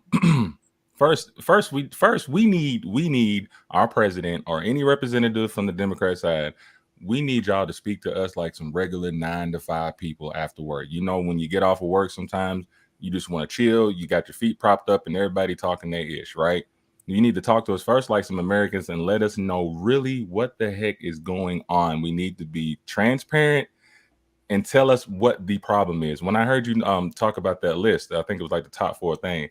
I think it's not funny, but it's kind of ironic how inflation is number 1 over violence. You know what I mean? It's kind of interesting when you think about it like that. Yeah, think about that for a minute. But I would want our Democrats. We don't have time for lies. We don't have time for no everything's going to be all right. We're working on this at the moment. No, Americans need to be scared right now. That's the only way that's going to change this whole paradigm. Tell us the truth. The truth hurts. The truth can be scary, but once we know what's going on, if you're being transparent about what's happening in America and you get the people in tune with that, that's when I think we'll start seeing the changes, because once again, the power is in the people. And I think knowledge is also power. So when you limit the knowledge of what's going on in America, the people are defensive. And that's why we got all this going on right now. All these opinions and stuff is going on. Even myself, you know what I mean? None of us really fully have the answer to what's going on, because they're not really being transparent on what's popping. So like, first I would say, be real with what's happening. There's a lot of people that don't understand that political lingo and all those terminologies and stuff, and we end up lost, right? And then that leaves room for other people to have their opinions on certain terminologies, and then we're all confused. We need our president, we need our cabinet to be transparent and real. We're Americans, we can take it. We done been through the worst. We already on our knees with these gas prices. Like, we done got so prone to it, we're making memes about it. You know, so we do give the federal gas tax holiday. Is he's going to be doing that in order to cut gas prices down? Look, gas down here is $4.56 here in Tennessee. He does that little thing. Yeah, I know up there. I know in LA it's like $7 almost. But look, if they do that, right? We're talking about the gas tax holiday. Gas is still going to be $4 here. But it's bringing it down slowly but surely. It's better than the way. Man, no, I'd rather get the. No, I'm using the MAPCO. I'm using my little MAPCO card. You know, when you go in the email and you type it in, they give me more of a percentage off than this gas tax thing they talking about. I get 19 cents a gallon now. Now you can use it together. But let's get to some of these comments. Mike V said he spent $3 trillion to keep failing businesses afloat, talking about Trump, such as American Airlines, military contractors like Boeing and Lockheed. He did all that in 2020 alone. Real Brooklyn chimed in. I know you've been reading his comments all day. The world on a whole is intertwined with inflation in America. The economy we have is not without the world economy and all the adverse effects of the rise of the cost for goods. I agree with that. Willie Frazier said the pandemic wasn't predictable. At the same time, we had a president who completely ignored it, which, I mean, that's so true. Rashida, thank you so much again for chiming in. She said when Trump became president, that was it for credibility and it was gone. I'm going to have to, I think that we do in this country, especially when it comes to, you're right, being transparent. I think that there is a lack of transparency, but we can't say that that wasn't number one on the previous administration. They did not want transparency. They got rid of systems that actually gave you more transparency. So we cannot sit here and say that it's only the Biden administration that's also doing that. But I think this is also why maybe women are more, people are resonating more with women. We are starting to see that even in the Republican Party, women are the number one candidates. Now, I can still sing James Brown, it's a man's world, because politics is a man's world. But do you feel like women are better able to give us that level of transparency, or female candidates are better able to tap into what Americans are looking for these days? At least that is a great segue. That was just so smooth. You know what I mean? All right. So check this. It's hey, it's a good season for women. If I'm looking at it on a political and a business side, so to speak, it's a good it's a good era right now for the women, especially with the Roe v. Wade going on. From everything when we're talking about like sexual abuse or my body, my choice, and protect the Black woman, protect women, and all that. Like, I think it's going to work because out of all this turmoil we've been going through here, especially in this last 3 to 4 years, it's like sometimes you just want to hear a woman's voice. It's almost like voice. No, I'm just being real. I'm just showing. Wait, hold on. I'm just trying to show you where people are. I feel like where they're coming from. It's like how one of them comedians said, like, can we just not have a president for 4 years? You know what I'm saying? Like, can we date around for a minute? Can we just be single for a moment and then we'll come back 4 years later and bring another president? I think with all this masculinity, all this is great, cool, rough, tough. We about to blow the house down, but like sometimes women add a different touch, a little sensitivity. Women are a little more emotional. They know how to speak to you. They know how to. They just know how to create that energy to make you listen, especially if they look like something. I'm just being real, like especially if they have some type of attraction to them, like your Candace Owens and all these other Did you just women that are coming out. Yeah, Candace Owens is very beautiful. She's beautiful. What did they got to do with her conservatism? I think not getting into body image and what women look like. But let's be real. You're looking at Fox News and all that. When you see women as anchors, the ratings go up. So, I mean, that's why I said I'm looking at it from a business and a political side. Yeah, I mean, women, a lot of people are resonating towards women because it's just the softer side. People do want to see something different. Women do have great perspectives. You feel what I'm saying? I'm not saying that they can't rule nothing or be in any type of leadership, but at this moment right now, it's probably good to hear a woman's voice that, hey, we're going to do this. We're going to make this happen. And a lot of the times, like, women don't have that chance to prove what they say, especially trying to be in higher offices and stuff. So, hey, why not make it happen? You know what I'm saying? Like, I'm checking around myself, trying to learn what women are doing what. Let's see what's up. I will say this. I don't think it's just hearing it from out of a woman's mouth and you just need it to be a little softer. I think that the reason why voters are resonating more with women because these are women's issues. You kind of hit on it. Like we're talking about now Roe versus Wade, the baby formula shortage, all of these things are impacting women directly. So women are the best communicators. It's a perfect time to run for something, ladies. If we're looking at it on a business or political side, perfect time to run for something right now. I think that, and I think women also tend to be more moderate.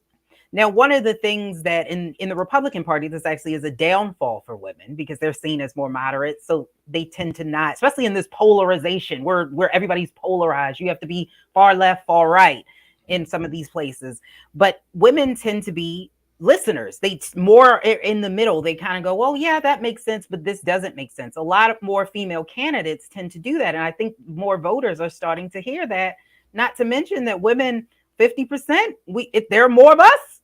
There are more women in general. So when you want to hear someone who has a lived experience like you, I think more and more women want to hear from women. I can definitely agree. Like I said, there's no better time to be a woman right now. If you're doing anything, in activism, in your city council, anything like that, hey, just go for it. But be genuine with it. I mean, I do say take advantage of situations like this, but I don't make it be in vain. Like genuinely, be for the people, be for the country that where you're at here in America, but also take advantage of the opportunity. That's just what it is, So, hey, I'm on the lookout myself, to be honest, just to be real, man. So shout out to all the ladies out there that are running. Well, I don't care what side you on. I just hope that there's a common side. Please, Lord Jesus. We just need good people. We need good people to run that have the American people at heart. But we have seen, like in DC, Miriam Bowser won, so she will be the Democrat there. We saw in Alabama, a Republican woman actually won over Mo Brooks. And in Virginia, these are actually 2 seats that the Democrats they're a little shaky for the Democrats. They actually are going to be going up against other women. So we're starting to see that in a lot of these cases, there are more female candidates. They have better campaigns, and we will see what happens in the long run. Yeah. But I am excited. A crazy increase in women voters too, like especially since Obama, So yeah, what a time to be alive.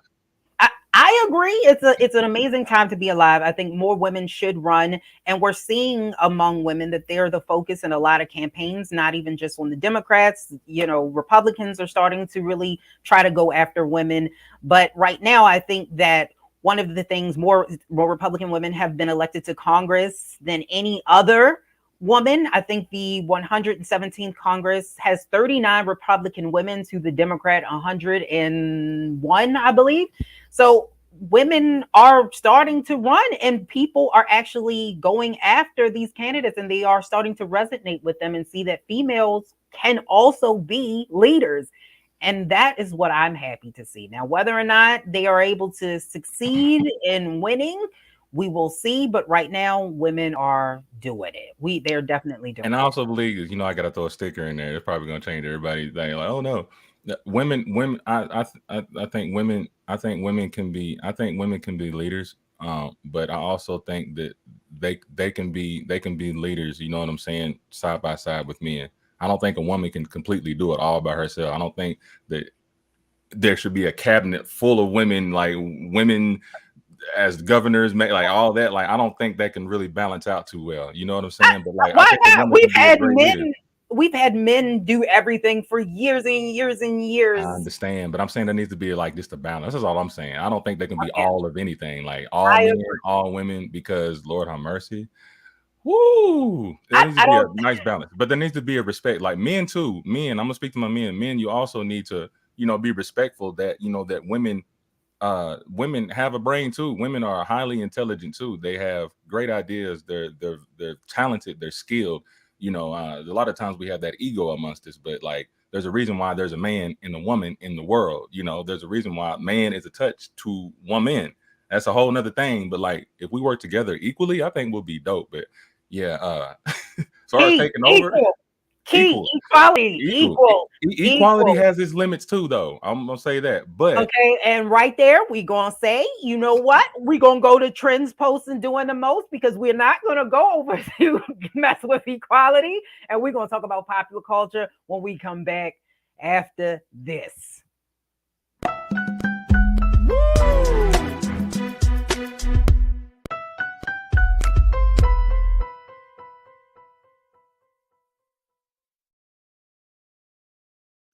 Love our new Alexa. It's a Buick. Yeah, Alexa. Buick. Alexa. It's a Buick. It's an Alexa. It's a Buick. It's an Alexa. Coach, that's a Buick. That's an Alexa. The Buick Enclave with available Alexa built in.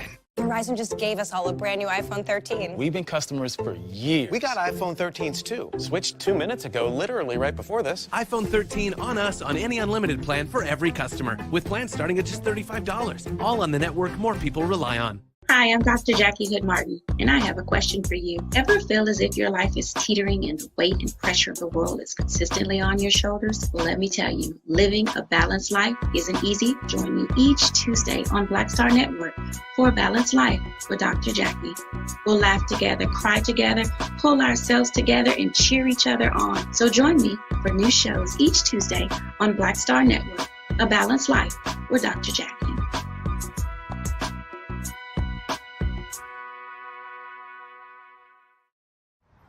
How about sushi? I just had sushi for lunch yesterday. How about tacos? Automatic emergency braking, one of 6 advanced safety features standard on every 2022 Chevy Equinox. Find new technology. Find new roads. Chevrolet.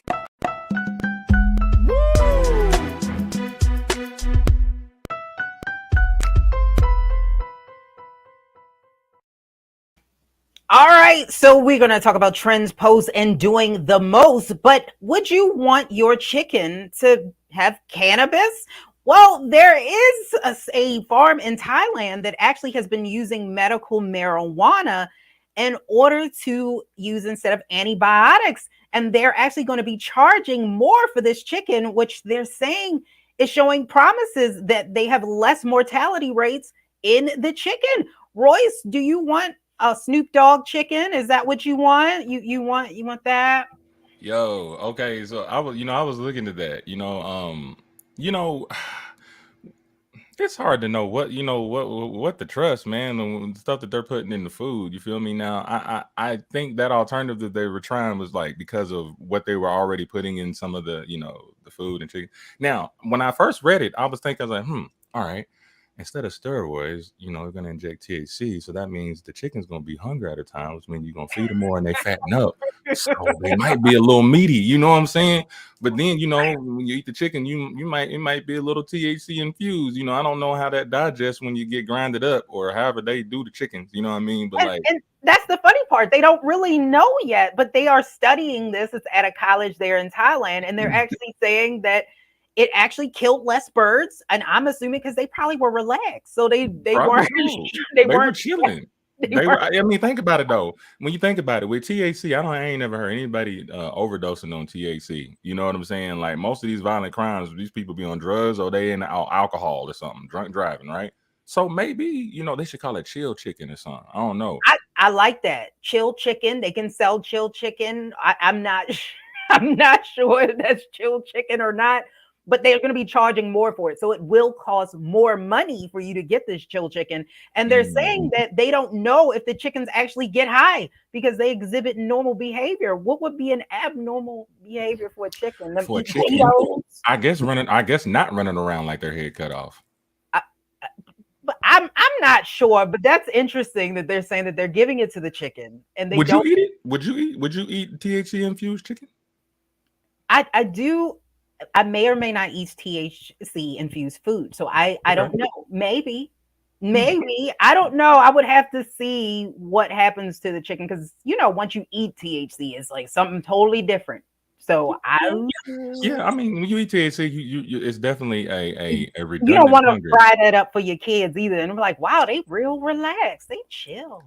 Hey, better than some of these prescriptions and stuff. I don't know. Take that Ritalin out and give them something a little more natural. I don't know. I'm not a fan of prescriptions anyway. So like, whatever. You know what? I'm actually intrigued. I'm intrigued, and I hope it comes by way of Tennessee. Come on down here to your local store. Let's see what this chicken's all about, man. It could be. They're trying. They're trying. It could be the chicken. Like I said, we got a Snoop Dogg chicken coming. I don't know. Maybe he should brand with them. You know what I mean? He could be like a spokesperson. It would sell. But then what about the states that don't that don't have THC legal? You can't sell this chicken here. See, that's why we need to legalize them on the federal level. But Brother King, thank you, Brother King Lee, for checking in. He says better than a cokehead chicken. I agree. Come on with it. Come on, Brother Lee. I agree. That I would not eat. Okay, that one I would not eat. But here's another thing.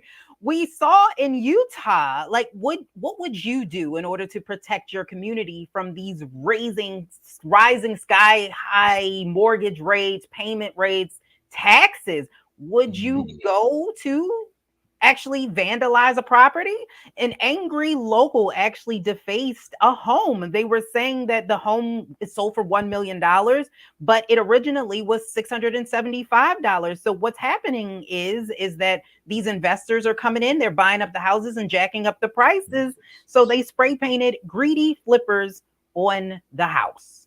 You know what? So first, I this gotta happened here in Utah.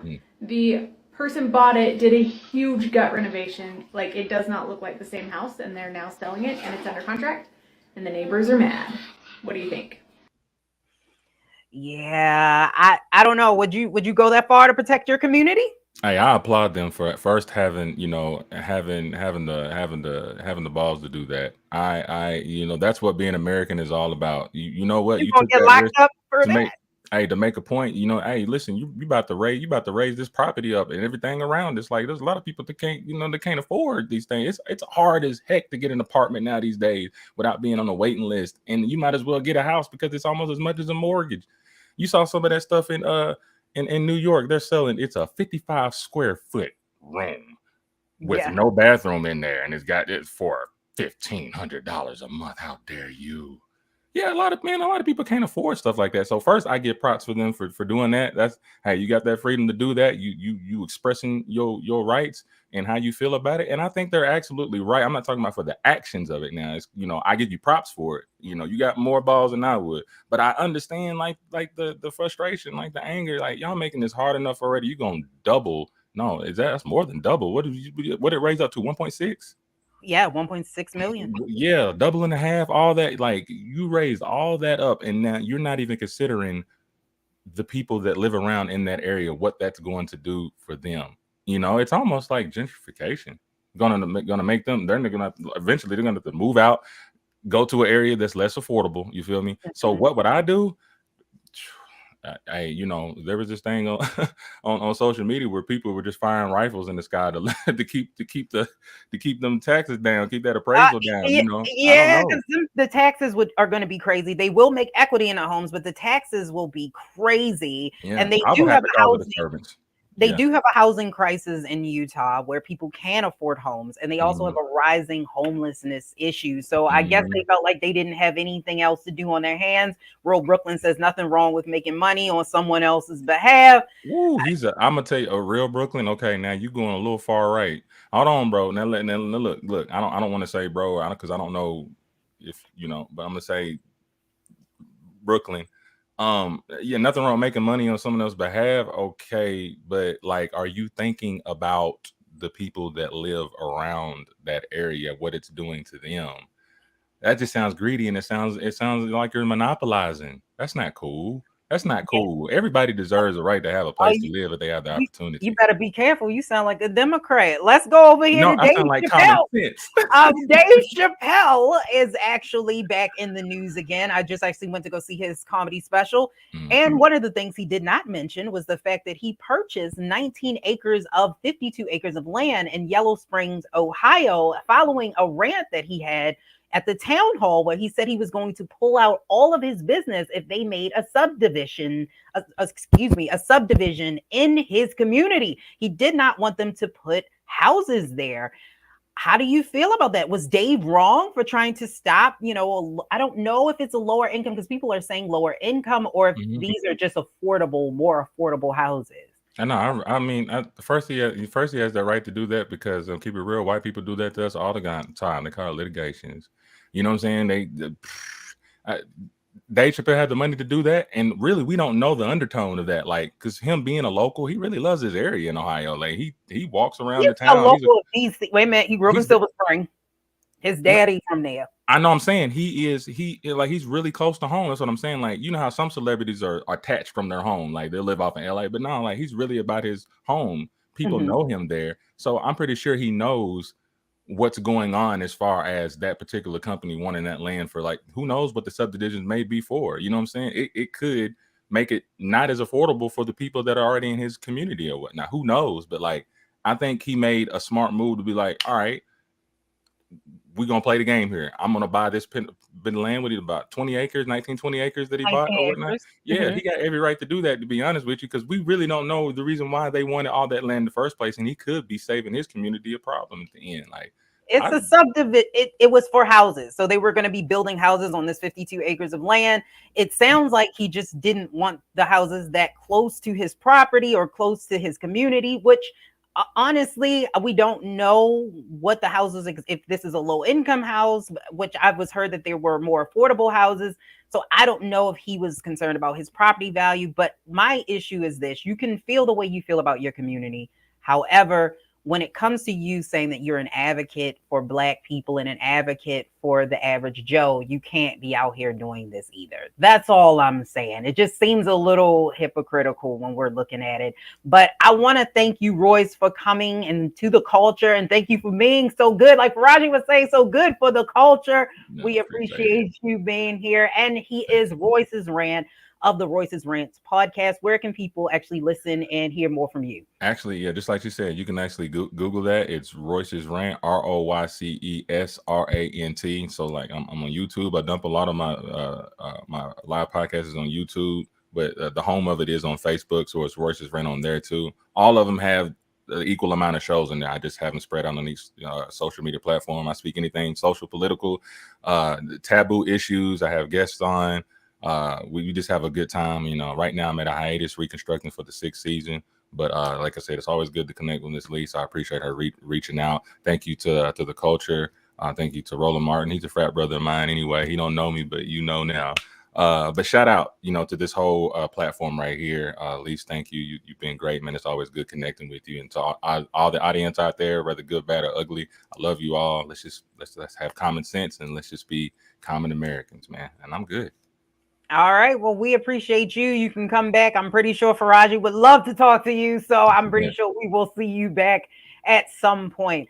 Well, I want to thank you all for tuning in for The Culture today and getting some information about how Black women have been the biggest impacted or affected by the student loan debt crisis, as well as how women and voters are resonating with women. We will be back again tomorrow. Farajii is on vacation. However, he will be back. So make sure you tune in for The Culture each and every day at 3 p.m. and be amazing, everyone. We appreciate you. Thank you so much for tuning in.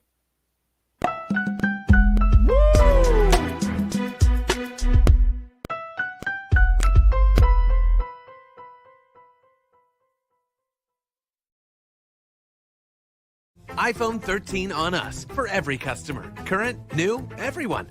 To show the love. How about sushi? I just had sushi for lunch yesterday.